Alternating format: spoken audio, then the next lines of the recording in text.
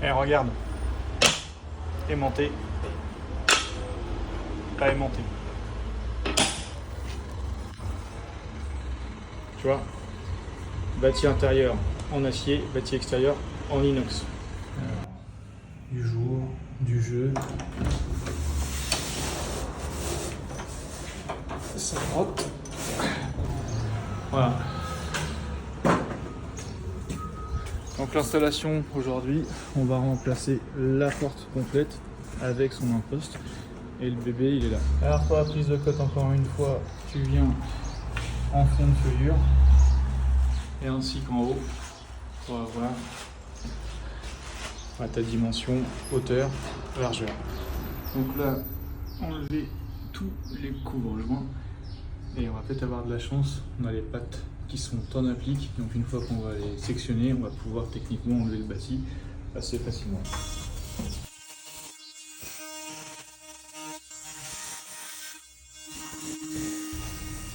Bon alors tu vois ici, on a un fil, il fallait qu'on fasse attention, donc on a déligné en dessous, et là on a tout sectionné, donc vas-y Diego, logiquement, il devrait partir. Voilà, et là tu vois, voilà, tout doucement, on va y remettre, on va recouper afin de ne pas abîmer, être sûr de ne pas abîmer le câble. Voilà, donc on a refait une petite saignée, tu vois, une petite encoignure avec le pied de biche, et là donc vas-y, hop, voilà. Et là tu vois le câble, on va pouvoir le conserver. Voilà. Et donc là, aucune prise de risque. Voilà. Comme ça, notre fil est sauf. Voilà, bah là on a pu déposer l'ancien bâti. Tu vois, Diego il est en train de l'embarquer. Et là tu vois la maçonnerie elle est quand même vachement propre. Et ça c'est agréable, ça c'est pas toujours le cas. Bon, tu vois encore une fois, le bois, tu vois, voilà, d'où l'intérêt, tu vois, de ça, de bien reboucher avec du mortier. Parce que si tu mets ton bois, ta porte en bois, bah regarde, dans le temps, voilà ce qu'il advient. Donc là, il y avait un piège. Regarde, on a à peu près 1010 d'ouverture. Donc là, j'ai 85 mm à montrer, c'est mon épaisseur de bâti. Donc ma porte, grosso modo, va venir là. On a nos 1010 qui arrive là. Et tu vois mon niveau. Pourquoi? Parce que j'ai la hauteur d'ici qui est à combler. Donc dans ta prise de cote, bien attention de prendre en jeu cette différence. Tu te rappelles au début de la vidéo, je te faisais voir qu'elle frottait la porte. Donc ça, c'est un indicateur de bien prendre un niveau quand tu fais ta prise de cote à répercuter pour ta commande le jour où tu commandes ta porte. Donc là maintenant on passe à l'assemblage de l'imposte, on a enlevé le vitrage et tu vois en fait la conception c'est que tu as ce type de profil qui se met comme ceci, tu reviens avec une vis de 8 de chaque côté pour l'assemblage de ton imposte.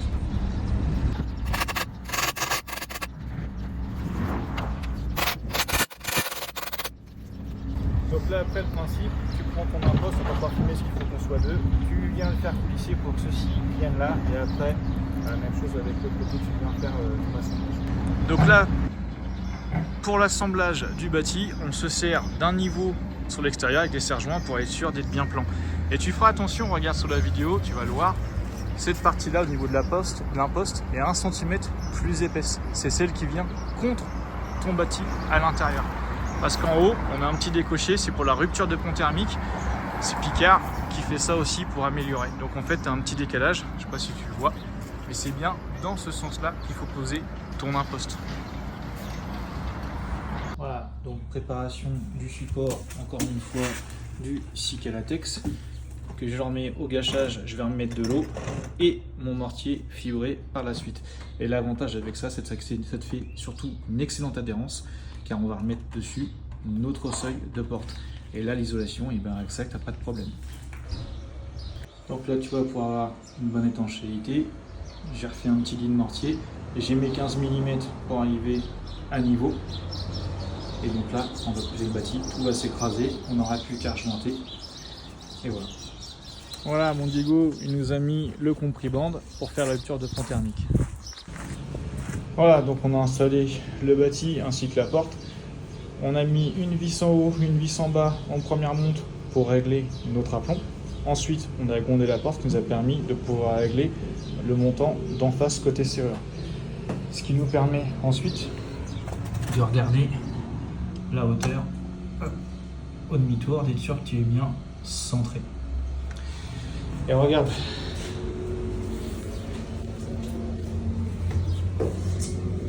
Là, je dois avoir 3-4 mm de jeu. J'ai un petit peu de jeu encore, malgré qu'on a compensé de 15 mm là-bas. Et donc là, pendant que ton mortier est encore à peu près frais, tu profites d'en lisser avec un petit coup d'éponge intérieur-extérieur. Voilà. Là, c'est en train de tirer. Et là ensuite, après, il faudra qu'on monte le vitrage en partie haute. Bon, tu vois, maintenant on va installer l'imposte, le vitrage de l'imposte, et tu vois, c'est du 44,6. Tu vois bien ici le double vitrage, donc bien le mettre face extérieure. Alors, pas facile de filmer cette partie-là. En fait, par ici, tu as des encoches en acier qui se prennent dans ton bâti. Et par ici, tu vois, c'est des vis qui viennent se reprendre côté de l'autre côté. Et là, tu as des petits bouchons pour que ce soit tout propre. Voilà. Et là, l'imposte est installé. Voilà, installation terminée. Pour ici, on a remis des petits plats d'habillage. Idem pour le haut. Ici, on a argenté. Tu retrouves l'imposte. Et voilà. Avant que tu me demandes quel est l'intérêt d'une porte blindée, l'isolation.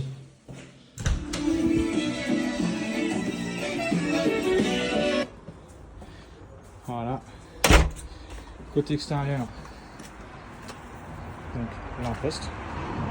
Tu retrouves le modèle du client. Sur les modèles classiques, je crois que tu as à peu près 12 ou 15 panneaux. J'ai plus, enfin bref, on a à peu près une bonne dizaine en stock.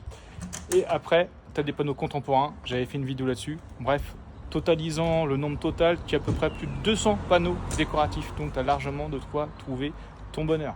Que ce soit du classique, du moderne, il y a ce qu'il faut pour tous les goûts. Alors je reviens brièvement sur l'imposte. Ici, tu vois, on a remis une petite baguette d'habillage. Idem pour le côté extérieur. Et là, tu vois, encore une fois, tu retrouves notre mortier.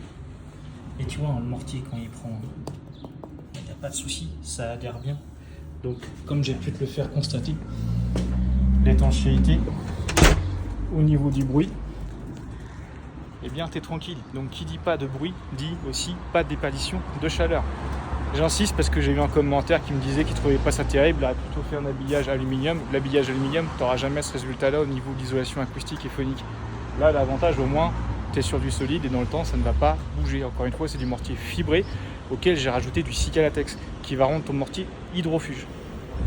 Côté serrure, comme d'hab, 5 points de fermeture manœuvrable avec un tour de clé qui bloque ta poignée intérieure, extérieure. Pour fermer, voilà.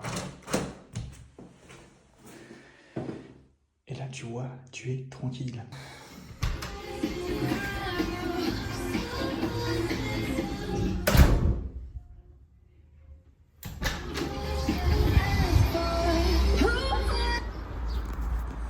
Même en maison, tu as le droit d'être tranquille. Pas de bruit de voiture, de voisins qui vont tondre la pelouse, etc. Bon, tout dépend aussi de l'isolation du reste des menuiseries, mais là, tu as pu voir, juste avec la porte, une grosse différence.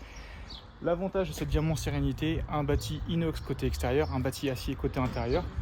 Comme je te disais, possibilité de changer à volonté les panneaux d'habillage.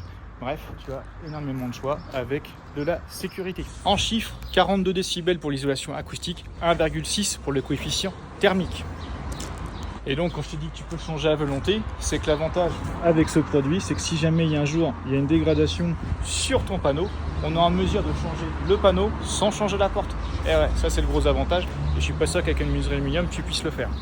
Et pour conclure, le prix, parce que c'est toujours le nerf de la guerre, et ben ce que je peux te dire, c'est que mon client a fait 4 devis, 3 avec des portes blindées et 1 avec une menuiserie aluminium et un imposte classique, c'est-à-dire pas une porte blindée. Sur les 3 portes blindées au niveau des devis, j'étais le moins cher.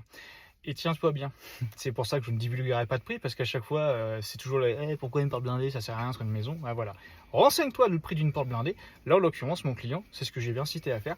Il a fait un devis avec un confrère qui est une menuiserie aluminium. Et en plus, une pose en rénovation. Donc sur une maison, pour moi, c'est une hérésie. 300 € d'écart entre ma prestation et une pose en rénovation avec une porte aluminium. Voilà. Tout est dit, maintenant tu sais pourquoi. Donc avant de me dire une porte blindée ça sert à rien sur une maison, je pense qu'avec toute la vidéo, j'ai pu te montrer l'intérêt. Voilà, allez je te dis à bientôt, ciao.